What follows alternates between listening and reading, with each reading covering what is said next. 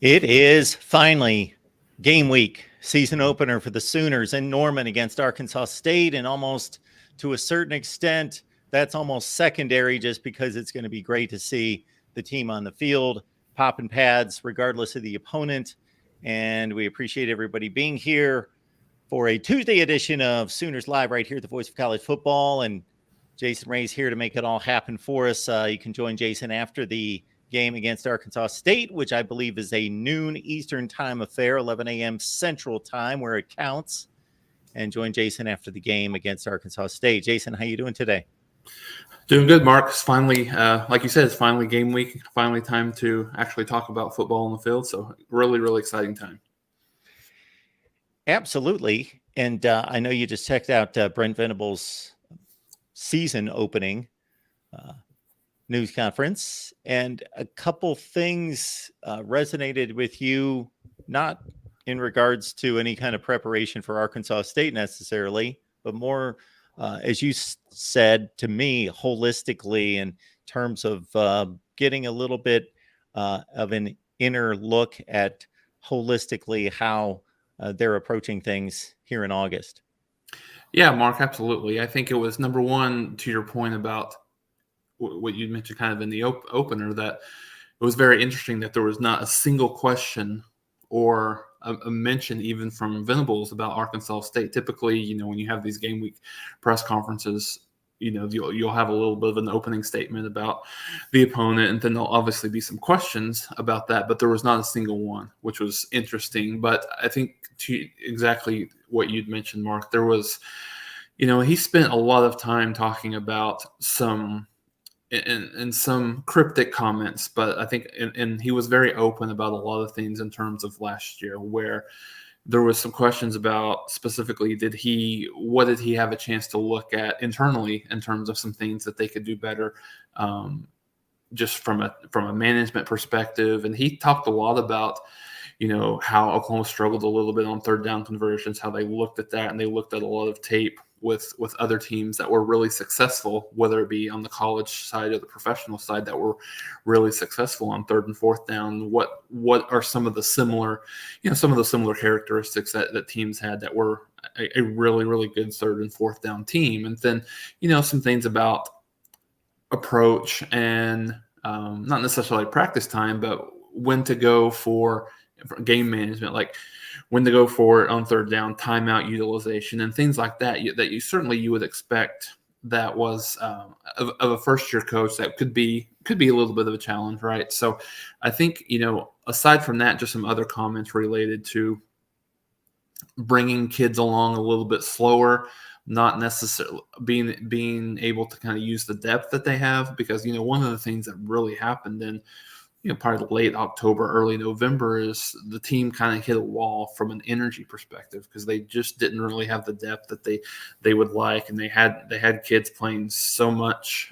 so many plays, a few positions more in particular than others. But I think that was really interesting to see that that after that first year, and really in any way it didn't go as most people imagined, and then certainly the coaching staff would have liked it to go. So I think there was a lot of individual and team just looking at it outside of the X's and O's about what do they need to do to prepare the team in a better way. So I think there's been a lot of they haven't went quite as hard in practice as probably they did last year. Not as much. Still very physical. Still a lot of tackling, but probably not quite as much as it's happened. It happened last year. So I think it'll be interesting as the season goes on, Mark. A lot of learning, kind of living and learning situations in terms of what will allow them to be a little bit more successful. And I'm sure that he kind of he seek the advice of some tenured coaches and things like that would help him in that situation. Talking Sooners with all of you. Leave your comments and questions there in the chat for a Tuesday edition of Oklahoma Sooners Live right here at the Voice of College Football. You may be watching on the Big 12 channel, so go down into the description section of the video here, and you'll see a link to our new Big 12 channel. So grab that and follow us there as well. we will have this show each week simulcasting both on the Oklahoma channel here, which is transitioning to SD1 Sports, also on our Big 12 channel at the Voice of College Football. Again, Arkansas State, 11 a.m. Central Time, I believe ESPN, correct? Yes, sir. That's correct. There were a couple position battles, not just position battles, but playing time decisions and players vying for more playing time that you've. Fans go nuts on depth chart situations, right? This time of the year, they're always looking for that, and we always know in a lot of the ways the depth chart doesn't really go the same way that we that we anticipated it going, and when it comes to the game in itself. So I think that'll be something that's very interesting to watch out. But yeah, I think the big surprise as that depth chart came out today, Mark, was number one, the running back position.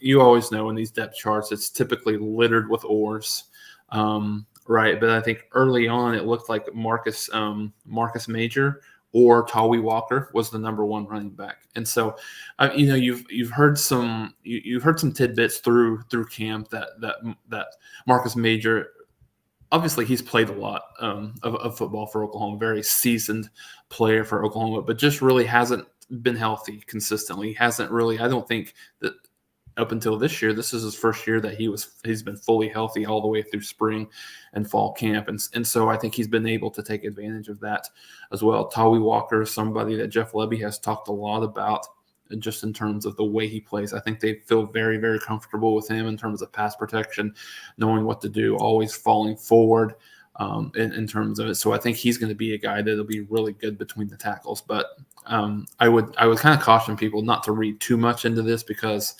Gavin Sawchuk and Javonte Barnes have been a little bit banged up late. Nothing serious or anything that's going to keep them out, but they just a few bumps and bruises that have caused them to miss some time. And those other two kids, Marcus Major and Tawi Walker, have really taken advantage of that. So I think that'll be interesting to see how that unfolds over the first few weeks of the season. Certainly, I think that Barnes and Sawchuk are, I think, still probably your best two backs overall. But I think most people should really take, I don't know if pride's the right word, but excitement from the running back room. Then I think that they feel like that they're solid. They have a solid four deep that they could use and feel good that they could win with that group. I think the area on offense that really has been cemented really kind of from the beginning of fall camp is the offensive line. So that's been a group that I think when Jeff Lebby, when they kicked off fall camp, he mentioned 4 of the 5 guys that they have really kind of entrenched as starters. And then Savion Byrd, from a left guard perspective, has really kind of taken that job. A lot more serious here in fall about his weight. He allowed his weight to drop significantly, I think, in the offseason. But I think he's got to the point where he understands how important that is, how important just that diet regimen obviously is, specifically for an offensive lineman. So I think that wasn't really a surprise, but I think there was some concern with how many offensive linemen Oklahoma was losing off of last year's team and what that would look like. So Walter Rouse, the transfer from Stanford, is going to be Oklahoma's left tackle. And so I think there's a lot of optimism, Mark, in terms of what that offense, what the offensive line could be compared to what they were a year ago. So we'll see how that continues to, kind of manifest itself. But I think that was probably the biggest surprise on the offensive side of the ball that I saw was particularly the running backs.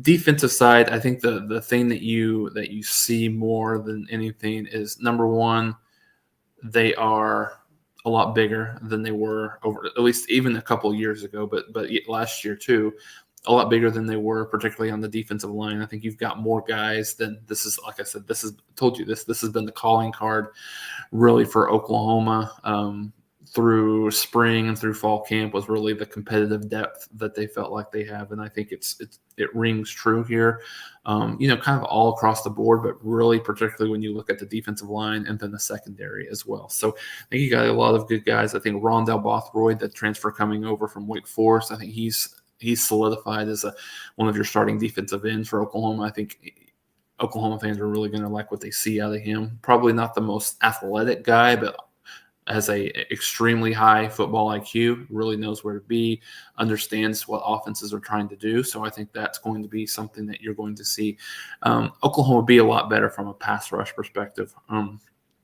Venables talked a lot about Jaron Kanik. Last year was I think he came in as just a freak of an athlete, but really didn't really know how to play the linebacker position. So Brent talked a lot about him. Just you can tell that he had a little bit of a sparkle in his eye when he was talking about him, just in terms of the work that he's done throughout the summer and throughout the off season to get him to a position where he knows what to do when he's on the field. He knows where to go. I mean, he mentioned it's going to be a little bit of a baptism by fire with him, being, a young starter at that position, where obviously we know that Brent Venables is going to have a very high expectation for a kid playing that position. So, but you've got the depth where I think that they feel all across the board, Mark, where whether you're looking at the defensive line, linebackers, or the secondary, where they feel confident and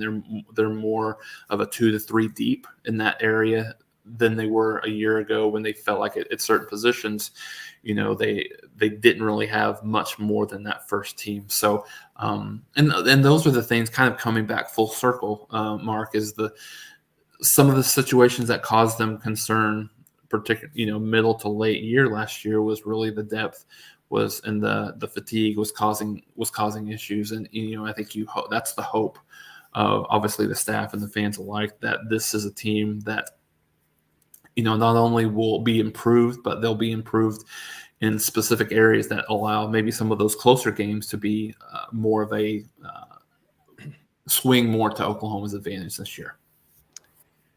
Quick snapshot, everyone, on Arkansas State, Saturday's opponent.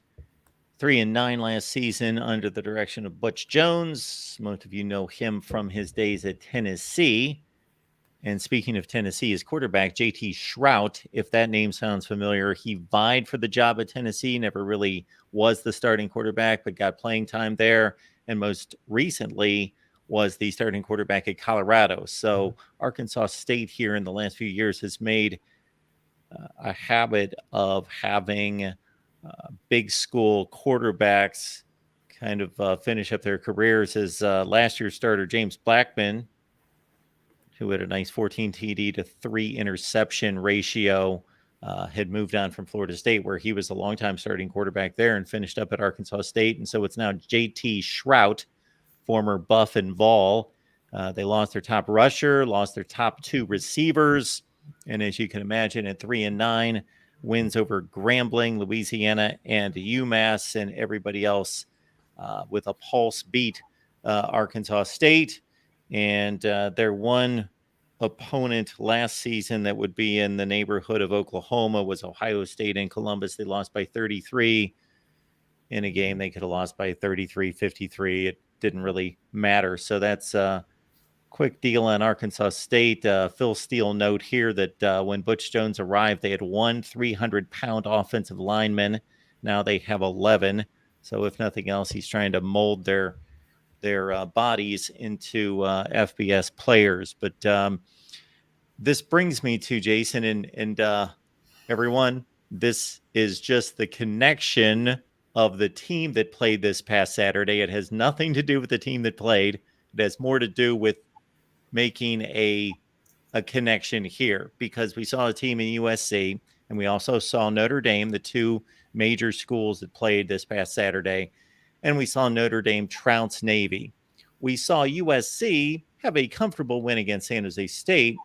But I think while this game against Arkansas State should not be much of a contest getting into the third quarter, the thing that you don't want coming out of the opener is that the areas that were the big concern and the big disappointments last year to raise their ugly head and show that they have not been addressed and are not necessarily taken care of yet.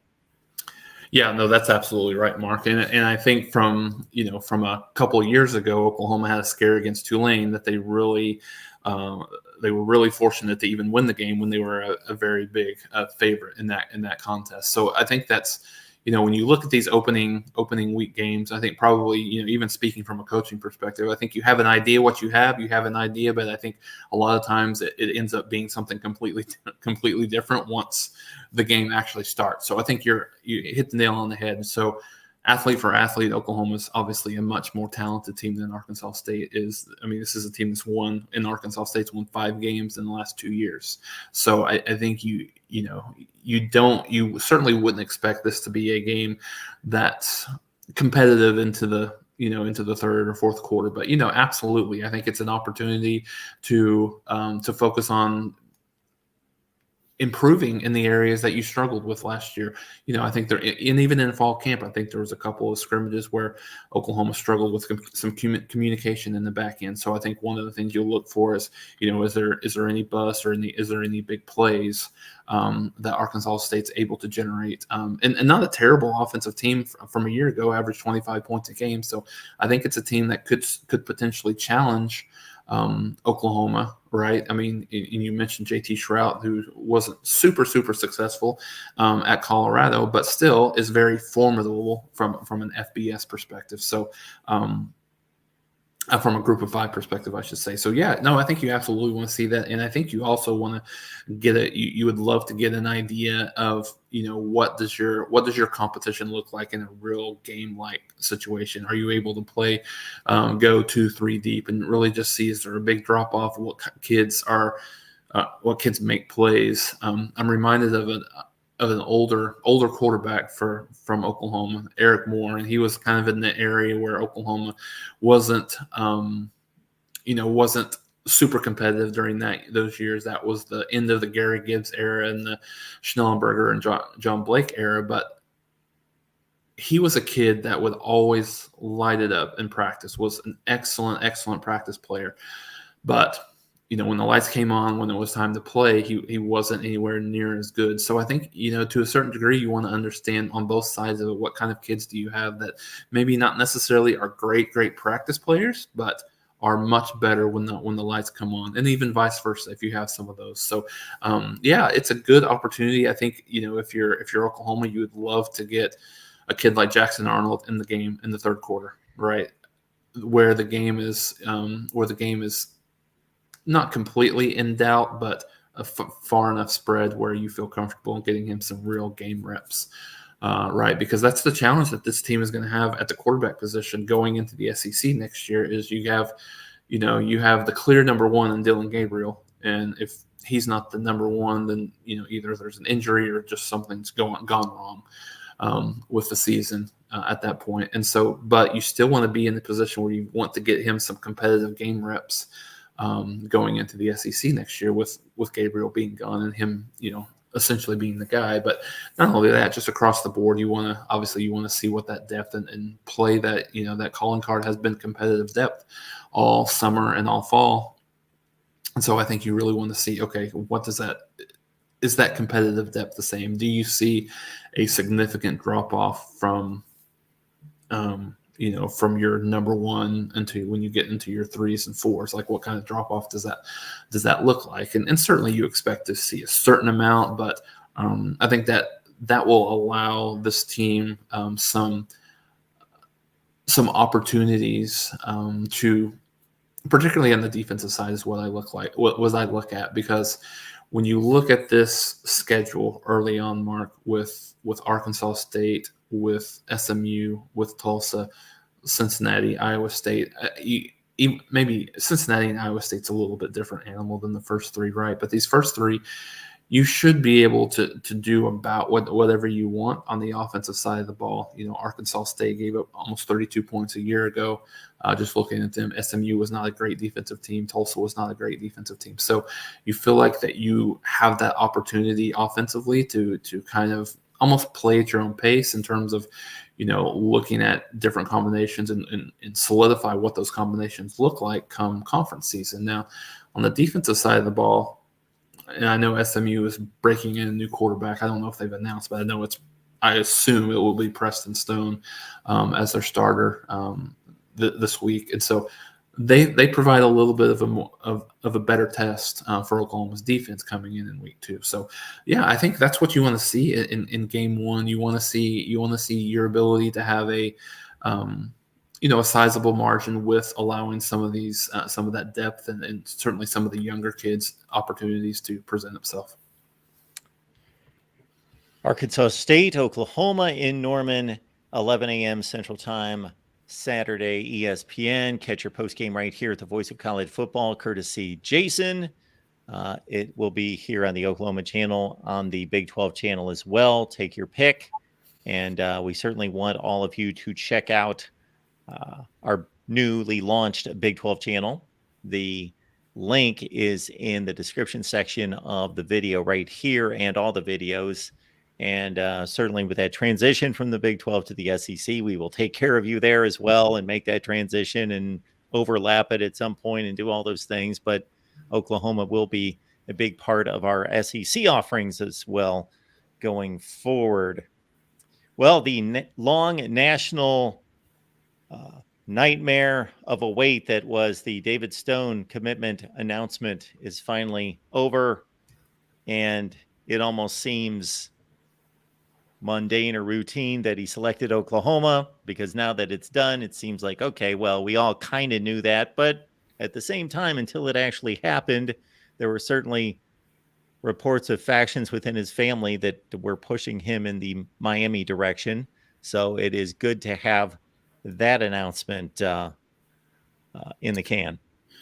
Yeah, absolutely. And if you saw some of his comments, he had mentioned that even earlier in the day that he was ready to pick Miami.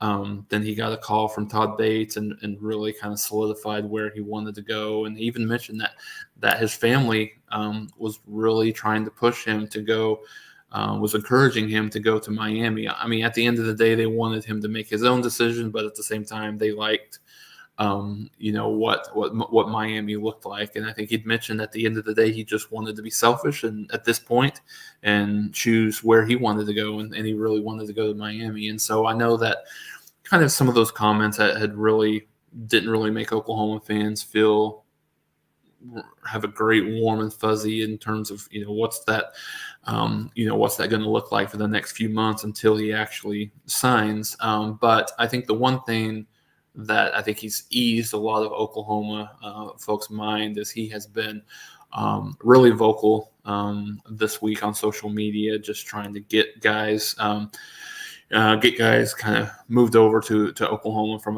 a staff or from a recruiting class perspective. Some guys that Oklahoma's still in on and battling and really doing a good job trying to sway some of those kids to come to Oklahoma. So yeah, I think it's one that I mentioned on Friday in my in our Sooner Tailgate show that I think there would be one of two narratives coming off of that recruitment. Is number one, if Stone commits to Oklahoma, then I think the Oklahoma faithful would be certainly still confident in what Oklahoma is able to do from a recruiting standpoint, even off the heels of a 6-7 season a year ago. And then if the opposite happened, if he wasn't, if he did not choose Oklahoma, then I think there's a lot of questions we're going to be raised in terms of, can Oklahoma get the big time talent on the interior defensive side of the ball? As I mentioned to you, 2009 was the last 5-star interior defensive lineman that Oklahoma has received, and so again, I think that's one thing that Oklahoma will be, I think, will be centered on, in a lot of these kids that they're looking to round out this class on will be on the defensive side of the ball and things like that. But I think this is a big time get for Oklahoma. He's an Oklahoma guy, played at Del City, locally in Oklahoma City area, and then obviously moved over to the IMG Academy this past year, our past couple of years. And so, but yeah, no, this is a big time. This is the guy that Oklahoma really couldn't afford to have slip through their cracks as a guy that has been a heavy OU lean for the last couple of years. Unfortunately, like you said, Jason, and just of course, just getting the word directly from the source, David Stone, it does make it a bit tenuous. Possibly, we don't know how much of an influence and factor continued conversations are going to be, because, of course, those people that are closest to him that want him to go to Miami are going to be in his life from day to day throughout the next several months. And I'm sure there's going to be further conversations. Well, I'm not sure about that, but comments at least. So that commitment's going to need to hold. And I have no guess, no idea how firm it is. But he made the decision when he did. And I would hope that there was a strong reason as to why he came out with the announcement date when he did, probably to get it out in front of the high school season that he's about to play, to put that to rest and put that to bed, which is a wise thing to do, I think. So most likely to Oklahoma, but there is always that possibility out there with anyone, just not David Stone, anyone. Yeah, no, that's true, Mark. I mean, I think you've got, in this day and age, you've got to continually recruit these kids even after they've committed. Maybe that's not anything that's new, but I think even more so this day and age with NIL, and people can drop these packages later in the game and cause some of these kids to kind of rethink their decision. But no, I think I think it's probably pretty firm at this point, because I think this is where his heart has been, him personally, for quite a long time. But obviously you've got other people in your corner that you want to listen to, and things like that. And I think one of the things that was interesting, as we talked about, that Michigan State was really, I mean, they were more of a hat on the table, I think, so to speak. I don't know that he was really super interested there, but I think and maybe this shows the national hatred for Miami. I don't know what this really indicates, but he had said that when he talked to Mel Tucker and knew that day, that, I mean, Tucker knew that he wasn't going to go to Michigan State. He encouraged him to go to Oklahoma, just from a defensive staff perspective, and how good of a recruiter and a coach, everything that Venables has been over the years. So I thought that was really kind of interesting that not only he said that, but David Stone mentioned that. So I don't really know if there's anything there, but again, yeah, he's a big time defensive talent for sure. He's when you watch him play, he was in that game. Watched him a little bit in that game that they played on Saturday. That was on ESPN2, and he was the MVP got the MVP trophy of the game, and was very, very dominant on the line of scrimmage. So he's a guy that you could certainly pencil in as someone that has the opportunity to potentially play in that 2 deep next year, with a lot of Oklahoma's losing a lot on that interior of the defensive line into the 2024 season. The choice for Oklahoma and Brent Venables makes sense from an NFL development standpoint. Not that Miami can't develop defensive linemen to play in the NFL, of course, but the track record's not even close. And then also, Brent Venables has always struck me, going back to his days at Clemson, as a guy that most parents and families would be comfortable with and actually be choosing most of the time for their son to go play for, because of that reputation. And I don't know the man, but I think it's been substantiated. I think it's the truth that he cares about people. He has a strong faith. He believes in family. He believes in family values. He's going to provide support in an atmosphere that is going to point young men in the right direction and make them responsible and grow them in a positive way toward being young men. Yeah, no, you're absolutely right. And I think, we've talked about this a lot over the last couple of years in Oklahoma's strategy, in terms of, Venables does not want kids to recruit or kids to commit unless they know that they know that they know this is where they want to be.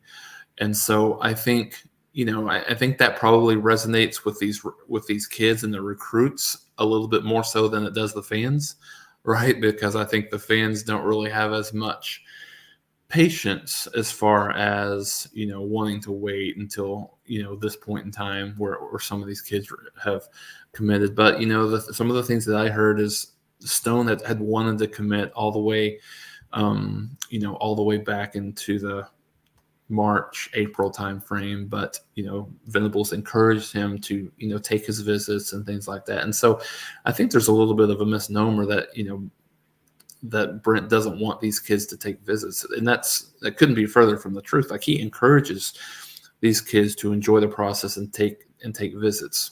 What he doesn't want to do, what he doesn't want, and there has been about 3 or 4 examples of this that's happened. He does not want you to commit and then go on visits, right? And he made the analogy, which was it caught a lot of attention here. He made the analogy last year about where, in your personal life, if you get engaged to somebody, you're not going to go still continuously start dating other people while you're engaged, are you? So, I think that's really kind of resonated and things like that. So, I think all that encompassing, I think that some of these kids really just realize that he is very much there for their best interests at heart, and he certainly wants them to be here in terms of at Oklahoma, but at the same time, he just wants them to know that this is where they feel led to go, and this is where where they want to be. Because there's been a few, like I said, 2 or 3 examples where there's been kids that have been committed to Oklahoma, and then they've taken another visit, and on every one of these occasions, Venables has rescinded their offer. So I think it's something that I think at this point the kids respect and appreciate. Jason, is there anyone in particular specifically that we know that David Stone may have an impact on in recruiting some of his, whether it's teammates or just guys that he knows? Yeah, so I think there's 2 big 2 guys that I would look for. So there's a couple of kids that are making their commitments this Saturday and then the following Saturday on September 8th. So Nigel Smith is on September 8th, and he's doing. I think he's a guy that's really firm to Oklahoma right now. But I think David Stone is doing what he can to kind of continue to firm up that commitment for Oklahoma. But I think the bigger one is probably Dominic McKinley, who he's right in LSU's backyard. But, I think, for lack of a better word, LSU has a little bit fumbled that recruitment. So I don't think he's going to LSU regardless. I think it was been widely speculated over the last couple of weeks that it was an Oklahoma and Texas battle, where I think it's now an Oklahoma and Texas A&M battle. And I think Oklahoma has made a significant impact here over the last week or 2. So, not ready to necessarily predict that he's going to go to Oklahoma, but things are looking better on that side than they have been in a long time. He's another 5-star defensive lineman. Nigel Smith is a 4-star kid. There's an offensive lineman for IMG that he's still trying to help, and Oklahoma wasn't in a great shape for him, but he's actually going to come for an official visit here during the season. So those are 3 of the guys that I'm really aware of on the defensive side of the ball, specifically with Stone. There's some other kids that Oklahoma's still in the mix on. Danny Okoye, who's a local product here in Tulsa. Alabama's putting on the full court press for him. Went to Alabama's camp earlier in the year. Really liked it. Saban loved him, was with the MVP of that camp. I think Oklahoma's still the team to beat right now, but Alabama is really part of that discussion, maybe even more so than they have been in the past. So that's another guy. On the offensive side of the ball, Grant Bricks, offensive lineman, is someone that Oklahoma's really been working on for a while, really between Nebraska and Oklahoma at this point. And he's a guy, he's a very unassuming kid. So most people don't. I mean, he's not going to do some big announcement thing. Most people don't know that he's even going to do any kind of an edit or an announcement or anything like that. He'll just, someone will just post that he's committed to Oklahoma and then, or wherever he ends up going, and then they'll go from there. So, there's still a few guys, and then there's some more offensive linemen. Eddie Pierre-Louis is another guy that I think is probably OU UCF battle. So I think that'll be interesting to see how this class continues to move forward. I believe they were either number 11 or number 12 in the latest 247 ranking after the commitment of David Stone. So it will be. I think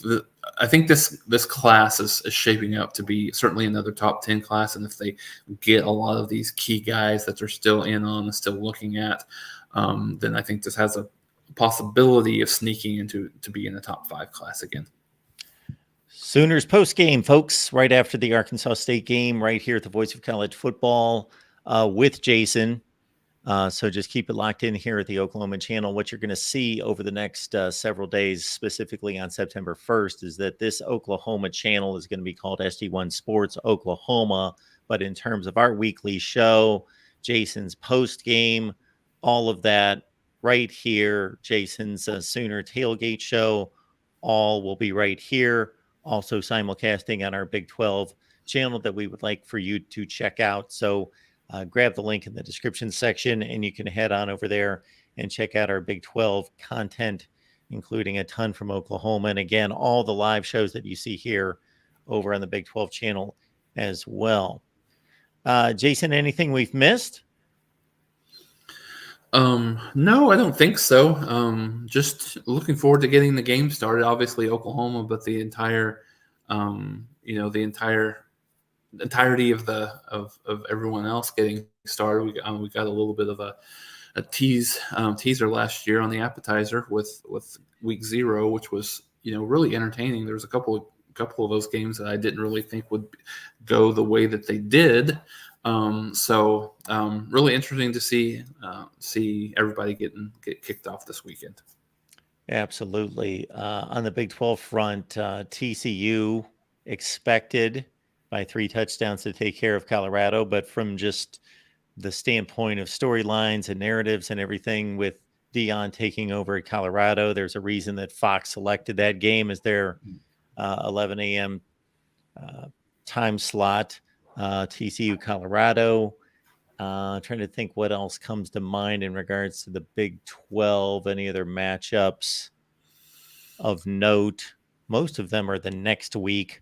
Week 2, Texas Tech, Oregon, Texas, Alabama. But Colorado, TCU comes to mind as an interesting one here. The first week of the season. All right, Jason, appreciate you doing this as always. And everybody catch Jason on Saturday after the game. Do you plan on doing a Sooner tailgate Yes. show this week? Yes, okay. We'll do that again as well on Friday afternoon. Excellent. Friday afternoon with Jason, Sooner Tailgate Live, and then after the Arkansas State game on Saturday. So lock it in, keep it here, and we will see you all soon, and we'll be able to break down a game next week. How about that? Here on Oklahoma Sooners Live.